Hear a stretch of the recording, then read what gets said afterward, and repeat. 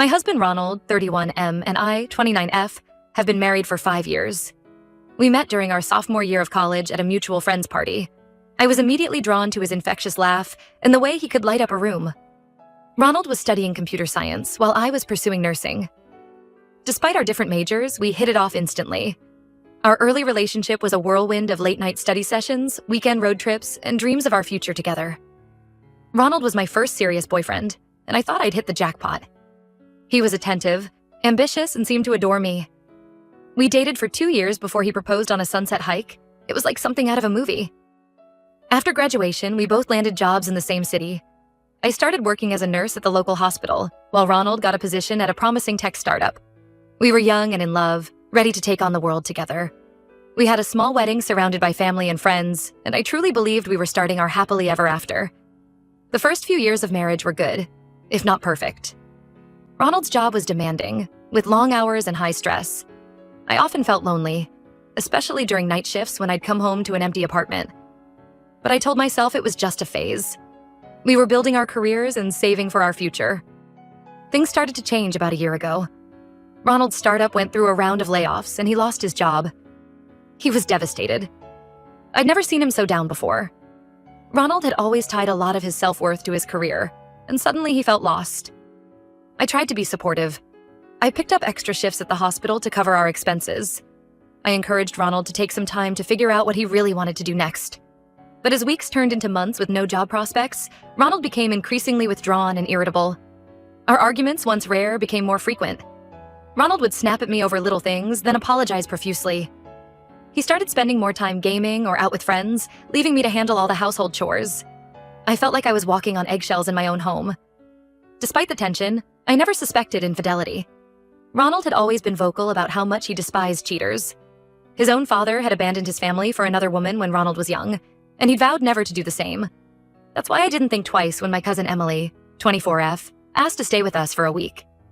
Emily and I grew up together. She's 5 years younger than me, but we were always close. I used to babysit her as a kid, and we remained tight even after I left for college.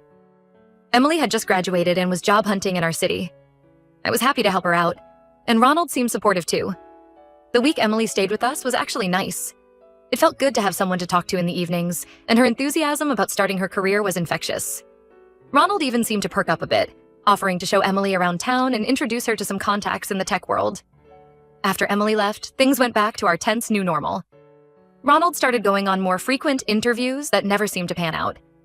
He was constantly on his phone, being secretive. A nagging voice in my head said something was off, but I pushed it aside. I didn't want to be the paranoid, nagging wife. Everything came crashing down last month. Ronald had left his phone on the coffee table while he showered. A text notification popped up from Emily. Just her name and a heart emoji. Something in my gut twisted.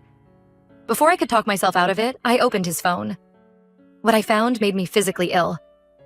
Hundreds of texts between Ronald and Emily going back months. Flirty messages, explicit photos, plans to meet up. It was clear they'd been having an affair since before Emily even came to stay with us. I sat there, numb as I scrolled through message after message. Ronald talking about how unhappy he was in our marriage. Emily saying she'd always had a crush on him. Plans they'd made for a future together. Each word felt like a knife in my chest. I don't know how long I sat there before Ronald came out of the shower. He must have seen something in my face because he immediately asked what was wrong. I couldn't even speak. I just handed him the phone, opened to his messages with Emily. Ronald's face went pale. He started stammering excuses. It didn't mean anything. It was a mistake. He'd been depressed about losing his job. I couldn't bear to hear it. I grabbed my keys and drove to a friend's house, leaving Ronald calling after me. The next few days passed in a blur. I called out of work, claiming a family emergency. I alternated between crying and feeling numb. How could Ronald do this to me? How could Emily betray me like this? I'd supported Ronald through job loss, loved him through his mood swings and withdrawal, and this was how he repaid me? As the shock wore off, anger set in. I'd given Ronald everything, and he'd thrown it away for my younger cousin. I started to feel like a fool. How many times had he been with her while I worked extra shifts to support us? How long had they been laughing at me behind my back? I knew. I needed to end the marriage, but a part of me wanted revenge first. I wanted Ronald to hurt like I was hurting. It wasn't healthy, but I couldn't help it. I spent a week planning. I emptied our joint savings account. Most of it was my money anyway, since Ronald had been unemployed for months. I consulted a divorce lawyer, and I planned one final date night for Ronald. When Ronald came home that night, I had the house decorated with candles. I'd cooked his favorite meal and was dressed up like we were going out. He seemed confused but pleased, probably thinking I was going to forgive him. We ate dinner, making small talk like nothing was wrong. For dessert, I served Ronald a slice of his favorite chocolate cake. What he didn't know was that I'd laced it with a strong laxative. As soon as Ronald finished eating, I confronted him. I told him I knew everything about the affair with Emily. I showed him the screenshots I'd taken of their texts. His face went pale and he started stammering excuses again. But before he could say much, the laxatives kicked in. Ronald ran to the bathroom and was stuck there for hours. While he was indisposed, I packed my bags and left. I texted him photos of the divorce papers and blocked his number. It's been 2 weeks now. I'm staying with a friend and trying to process everything. Part of me feels satisfied with my revenge, but another part feels guilty. Did I go too far? Should I have just confronted him normally? I'm also struggling with feelings of betrayal from Emily. We were so close growing up. I have memories of braiding her hair before school, helping her get ready for her first date, celebrating when she got into college. I can't believe she'd do this to me. I keep wondering if there were signs I missed. Ronald has been trying to contact me through mutual friends. He claims he's sorry and it was a mistake. Emily sent me a long email apologizing and begging for forgiveness. I haven't responded to either of them. I know I need to move forward with the divorce, but I'm feeling lost and conflicted. My whole future that I'd planned with Ronald has evaporated. I'm not sure who I am without him, as pathetic as that sounds. Any advice on how to handle this mess would be appreciated. Update. 1. It's been about a month since my last post, and a lot has happened. Thank you all for your support and advice. It really helped me through some dark days. I decided to go through with the divorce. Ronald tried to contest it at first, claiming I'd poisoned him with the laxatives. But once I showed my lawyer the evidence of his affair, he quickly backed down. We're in the process of dividing assets now. The hardest part has been dealing with family fallout. My parents were furious when they found out what Emily had done. They've always doted on her as the baby of the family, so this hit them hard. I remember when Emily was born. I was 5 years old and so excited to have a baby cousin. My aunt let me hold her in the hospital, and I felt so grown up. As we got older, Emily would follow me around like a shadow whenever our families got together. I taught her how to ride a bike, helped her with her homework, gave her advice about boys. I really thought of her as a little sister. That's why her betrayal hurts almost as much as Ronald's. How many times had Emily listened to me gush about Ronald, knowing she was sleeping with him behind my back? How many family dinners had we all sat through, pretending everything was normal? My aunt, Emily's mom, actually tried to defend her at first, saying she was young and made a mistake. That caused a huge fight between her and my mom. Now the whole extended family is taking sides. Last week, my grandparents' 50th anniversary dinner turned into a screaming match. I feel guilty for causing so much drama, even though I know it's not really my fault. Emily keeps trying to contact me to apologize. She sent flowers to my work, which I threw away. She even showed up at my friend's apartment where I'm staying, but I refused to see her. Part of me wants to hear her out, to understand how she could do this to me. But I'm not ready to face her yet. I did end up meeting with Emily once, at my parents' urging. They thought it would help bring closure. It was a disaster. Emily cried the whole time, saying she never meant to hurt me and she'd fallen in love with Ronald. I just felt angry and numb. Emily revealed that the affair had been going on for almost a year. It started when Ronald confided in her about losing his job. Apparently, they ran into each other at a coffee shop, and Ronald opened up about how depressed he was. Emily said she was just trying to be a supportive friend at first, but things escalated quickly. She claimed she tried to end it multiple times, but kept getting drawn back in. Ronald had promised to leave me for her, saying he'd fallen out of love with me years ago. Hearing that felt like a punch to the gut. Had our whole marriage been a lie? Learning all the details just made me feel worse. I can't stop replaying moments in my head, wondering how I missed the signs for so long. Every memory of the three of us together now feels tainted. Family vacations, holiday dinners, even my own wedding day. Emily was there for all of it? How long had she been harboring feelings for Ronald? The one bright spot is that I've reconnected with some old friends who've been incredibly supportive. My college roommate Sarah has been especially great. We drifted apart after graduation. I was busy with Ronald and my nursing career, while Sarah moved across the country for law school. But as soon as she heard what happened, she called and we talked for hours like no time had passed. Sarah went through a bad divorce herself a few years ago and really gets what I'm going through. She's been a lifeline, always available to talk or distract me when I'm spiraling. It's made me realize how much I let my friendships slide during my marriage. I was so focused on being a good wife that I neglected other relationships. Sarah convinced me to get back into some old hobbies I'd let slide during my marriage. I used to love painting in college, but gave it up when life got busy. Now I've started taking a weekly art class at the community center. It feels good to create something again, to focus on something other than my pain for a few hours. I've also joined a local hiking group. Ronald was never outdoorsy, so I'd stopped going on the long hikes I used to love. Now I'm rediscovering my passion for nature. Last weekend, I did a challenging 10-mile trail and felt so accomplished when I reached the summit.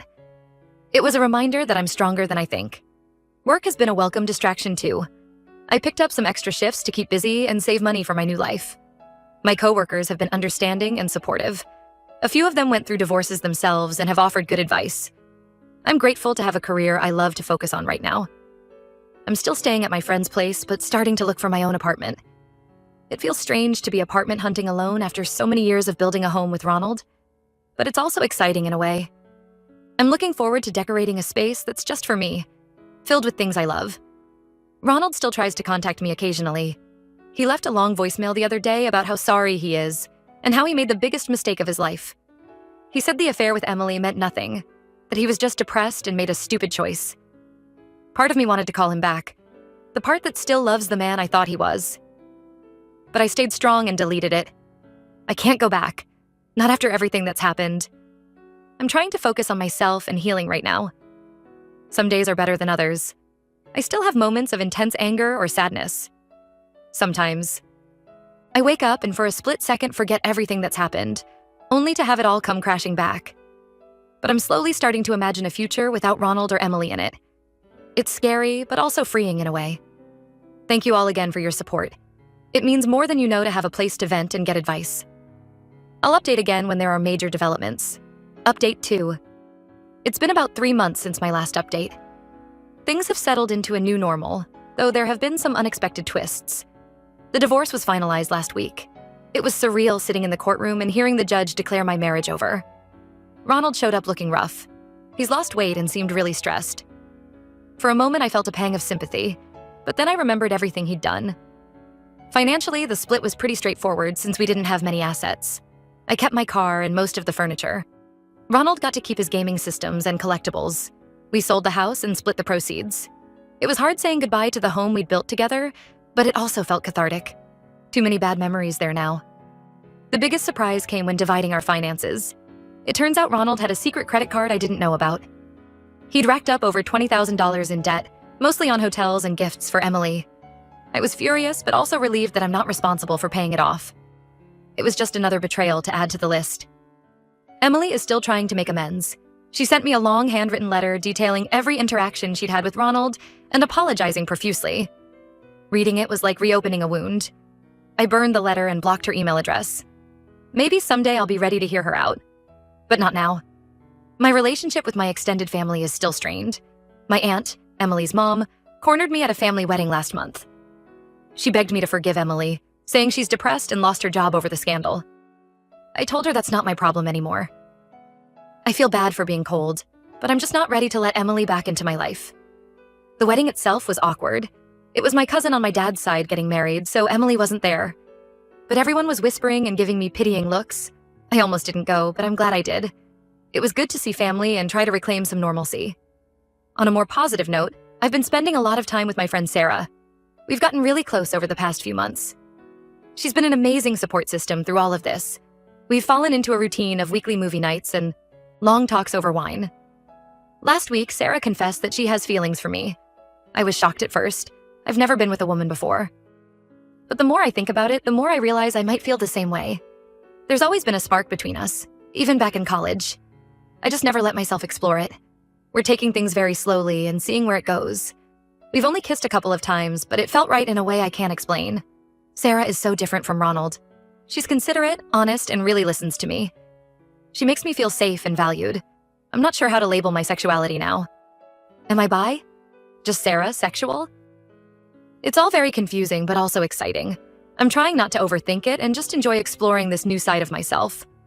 Sarah has been incredibly patient and understanding about my hesitation. Work is going well. I got a promotion to charge nurse, which comes with a nice pay bump.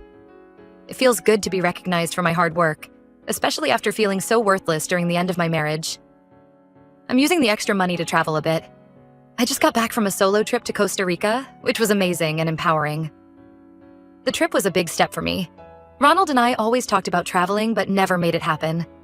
I realized I don't have to put my dreams on hold anymore. I hiked through rainforests, went ziplining, and spent lazy days on the beach. It was the first time in months that I felt truly happy and at peace. I still have moments of sadness or anger about everything that happened. The other day, I found an old photo album from college and broke down crying. But overall, I'm starting to feel hopeful about the future again. Life has taken some unexpected turns, but I'm trying to embrace the journey. Update 3. It's been 6 months since my last update, and a year since I discovered Ronald's affair. So much has changed, and I barely recognize my life from a year ago. Sarah and I are officially dating now. It was awkward at first, navigating a relationship with my best friend. But it's been wonderful too. She understands me in a way Ronald never did. We can talk for hours about everything and nothing, or just sit in comfortable silence. I never realized how much I was holding back in my marriage until I experienced this level of openness and trust. We moved in together last month. Some people think we're moving too fast, but it feels right.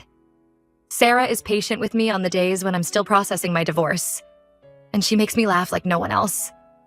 We've settled into a nice routine. Morning runs together, cooking dinner while dancing around the kitchen, lazy Sundays reading in bed.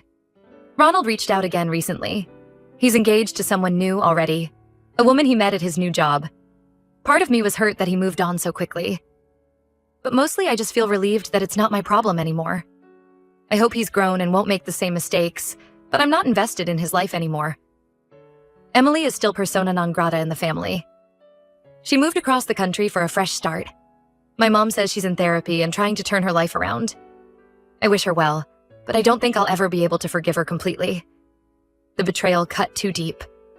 Last week was Thanksgiving, the first major holiday since everything happened. It was strange not having Emily there. She always used to help me in the kitchen. But it was also a relief not to deal with the tension. My parents hosted a smaller gathering this year, just immediate family. It was actually nice. We played board games and shared funny stories from past holidays. I've done a lot of reflection on my marriage to Ronald. Looking back, there were red flags I ignored. He could be selfish and dismissive of my feelings. I think I was so invested in the idea of our perfect relationship that I overlooked the cracks. I stayed even when I was unhappy because I thought that's what a good wife did. My relationship with Sarah is so different. We communicate openly about everything. She encourages me to pursue my own interests and supports my career. I feel like an equal partner, not someone's support system. It's not perfect, we still have disagreements, but we work through them together. Work continues to go well. I'm thinking about going back to school for my master's in nursing. It's something I always wanted to do, but put off for Ronald's career. Sarah is incredibly supportive of the idea. It feels good to be dreaming about my future again. I still have moments of sadness about everything that happened. The other day, I came across Ronald's old sweatshirt in a box and got teary-eyed remembering good times. But those moments are getting fewer and farther between. I'm not glad that Ronald cheated, but in a way, I'm grateful for where it led me. I've discovered so much about myself this past year. I'm stronger and more independent than I ever realized. I know now that I deserve a partner who truly values and respects me. Life isn't perfect. I still have trust issues to work through. And navigating a same-sex relationship has its challenges. But for the first time in a long time, I'm excited about the future. I can't wait to see where this new chapter leads.